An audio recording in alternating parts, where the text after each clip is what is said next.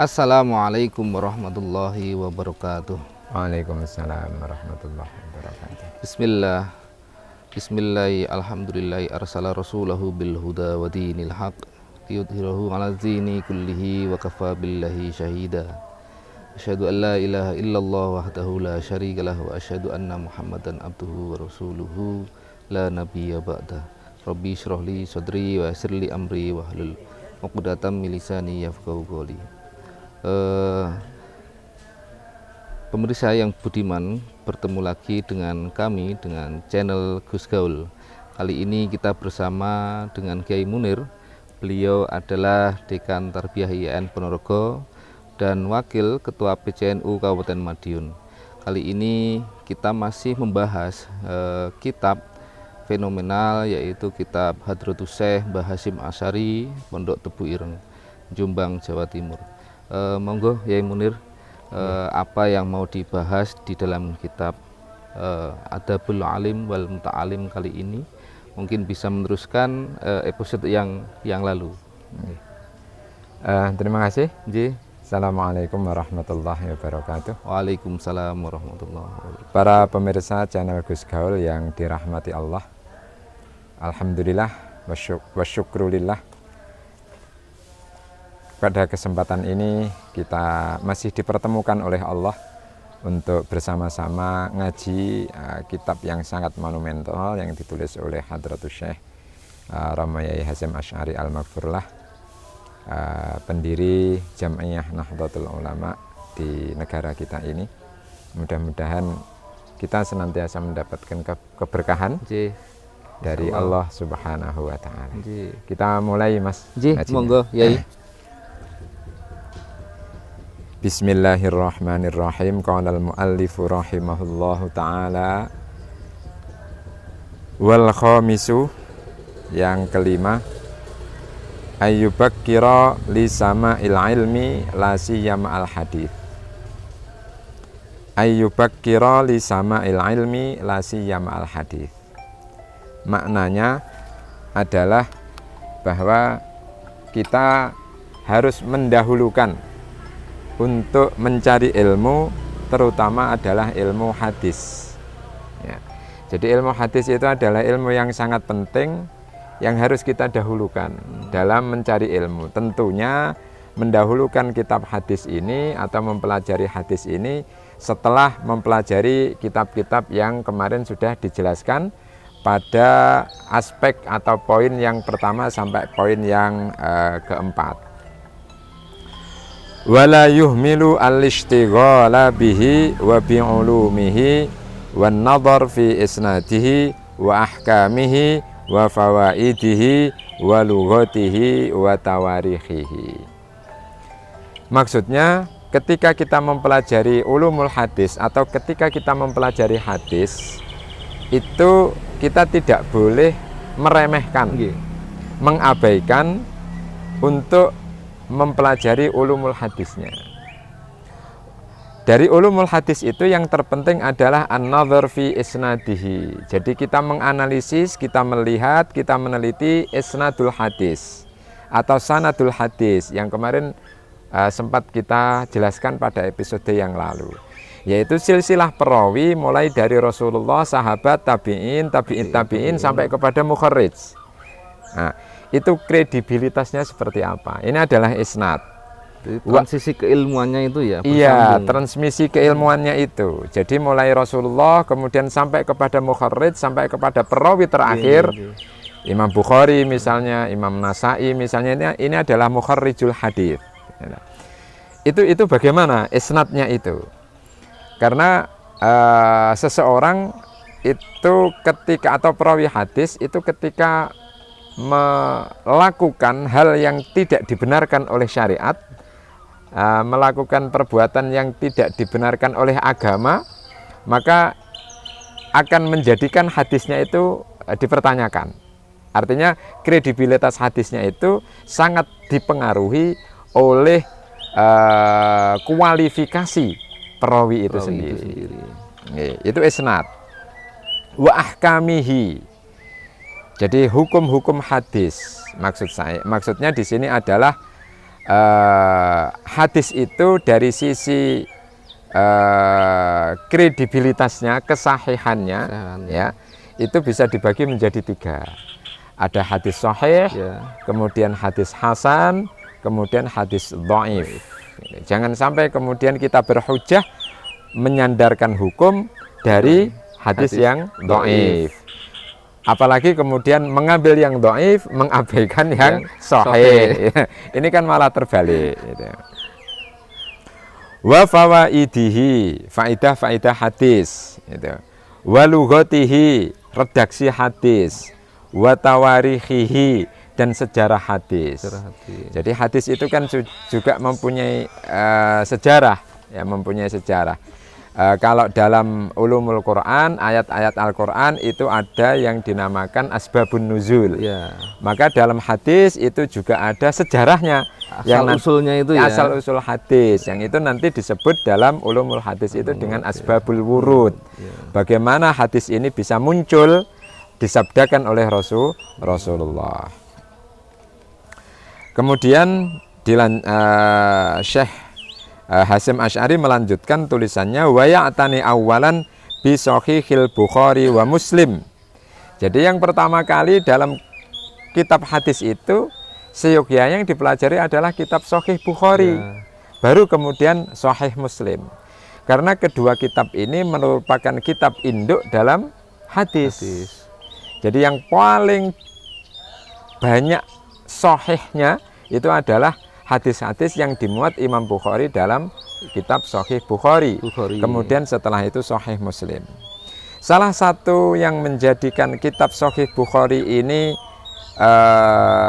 merupakan kitab tertinggi kualitasnya daripada Sahih Muslim itu adalah bahwa Imam Bukhari ini mensyaratkan dalam isnad tadi itu, dalam sanad tadi itu, antara murid dan guru itu harus ketemu. Harus ketemu nggih. Harus Jadi, ketemu. generasi-generasi itu pasti ketemu. Harus ketemu. Jadi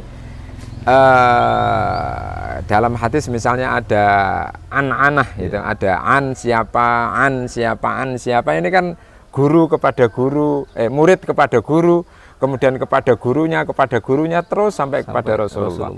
Nah, antara murid dengan gurunya ini harus ketemu. Artinya itu tadi harus ada musyafahah, Mas. Harus ada talaki, ya, harus ketemu. Kalau tidak ketemu, dia hidup sezaman gitu aja, mu'asharah, tetapi tidak pernah ketemu, maka itu tidak diterima hadisnya oleh Imam Bukhari. Karena Imam Bukhari harus Imam Bukhari mensyaratkan adanya liqa, adanya pertemuan antara murid dan guru, sehingga hadis yang disampaikan itu betul-betul hadis yang diterima oleh murid dari gurunya secara langsung. Berbeda dengan Imam Muslim misalnya, Imam Muslim itu tidak mensyaratkan liqa, tidak mensyaratkan ketemu antara murid dengan guru, tetapi cukup mu'asharah. Mu'asharah itu sezaman. Maksudnya ketika murid itu mendapatkan hadis itu, guru itu masih hidup. Ya, meskipun nggak ketemu nggak apa-apa itu. Meskipun tidak ketemu. Meskipun tidak ketemu itu dibolehkan atau diterima oleh Imam Muslim, asal misalnya sanadnya bersambung, kemudian tidak terjadi kejanggalan dalam matannya, tidak terjadi kerancuan dalam matannya, itu diterima oleh Imam Muslim. Nah, ini syarat Bukhari karena lebih unggul, itu lebih sulit daripada syarat Imam Muslim, maka menjadikan Sahih Bukhari itu lebih tinggi derajatnya dibandingkan dari Sahih Muslim. Jangan seperti anak-anak sekarang, anak-anak sekarang itu yang dipelajari bukan kitab-kitab dalam tanda kutip kitab babonnya hadis, tetapi yang dipelajari bukan kitab hadis mungkin, hanya kemudian kitab kecil yang menghimpun beberapa hadis gitu. Yang itu juga hadis yang dalam tanda kutip kredibilitasnya dipertanyakan gitu. Maka ini menjadi keliru. Thumma, setelah kita mempelajari Sahih Bukhari, mempelajari Sahih Muslim, thumma baqiyatul kutubil usul al-mu'tamadah fi hadza sya'ni. Baru setelah kita tahu hadis-hadis yang dihimpun oleh Bukhari dalam Sahih Bukhari, Imam Muslim dalam Sahih Muslim, baru kemudian kita mempelajari kitab-kitab hadis yang lain, yang muktamad, yang terpercaya. Seperti disebutkan di sini, diberi contoh oleh Hadratus Syekh, misalnya Muwatta Imam Malik,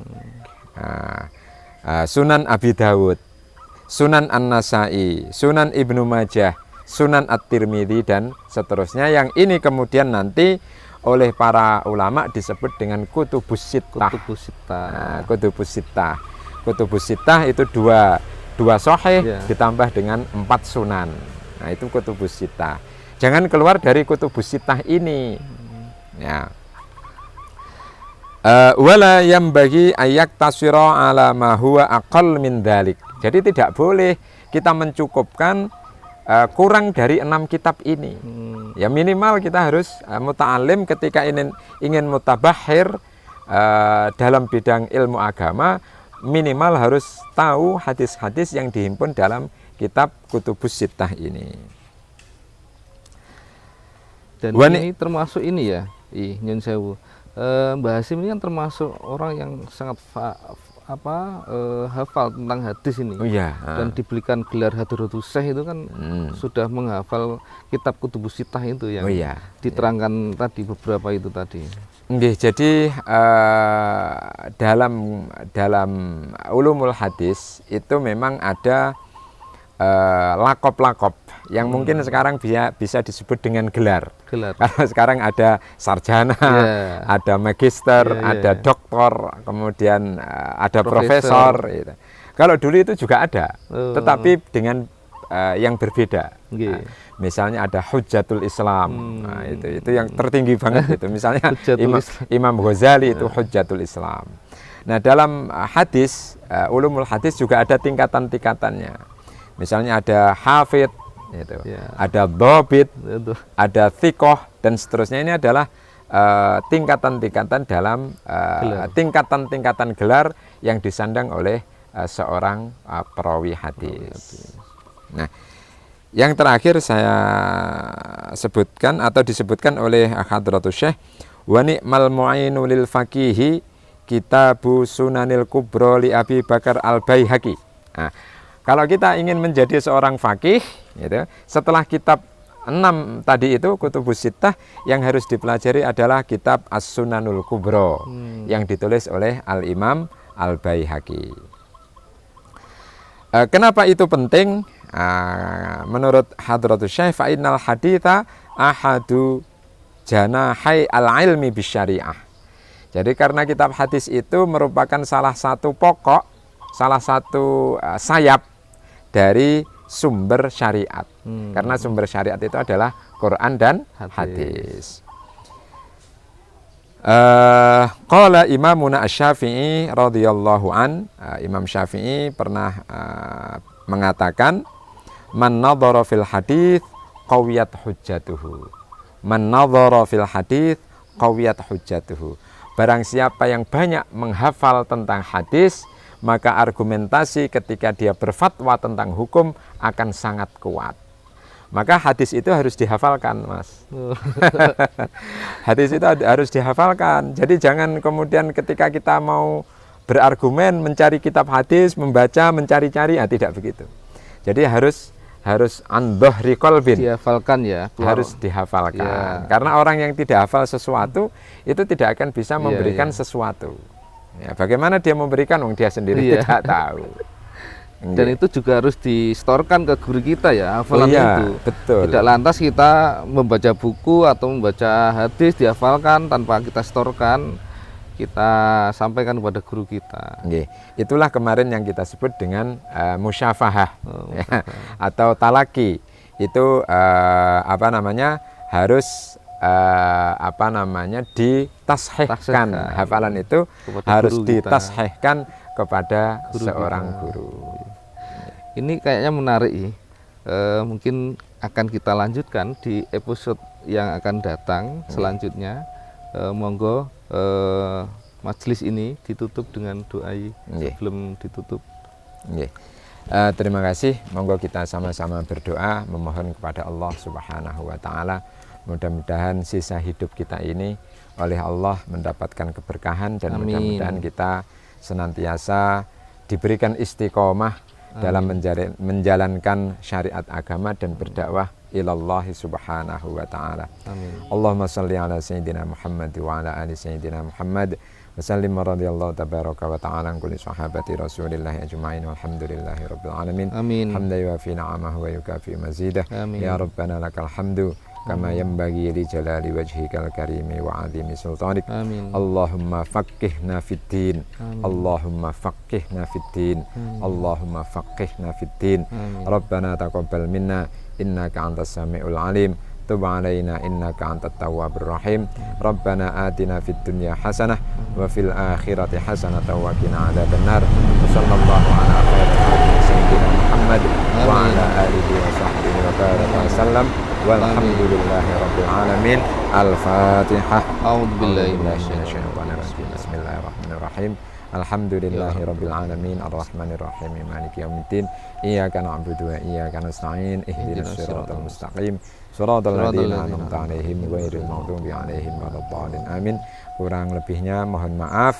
Wallahul muwaffiq ila aqwamit thoriq. Wassalamualaikum warahmatullahi wabarakatuh. Waalaikumsalam warahmatullahi wabarakatuh. Demikian pemirsa yang budiman, kita sudah mendengarkan channel Gus Gaul ini membahas kitab fenomenal Adabul Alim wal Muta'alim dari Mbah Hasyim Hadrutus Syekh Hasyim Asy'ari, Jombang, Jawa Timur. Kita akan bertemu lagi di episode yang akan datang dengan materi yang berbeda, dengan episode yang berbeda. Kita saksikan terus channel Gus Gaul ini. Saya terima kasih. Wallahul muwaffiq ila aqwamit thoriq. Assalamualaikum warahmatullahi wabarakatuh. Waalaikumsalam warahmatullahi wabarakatuh.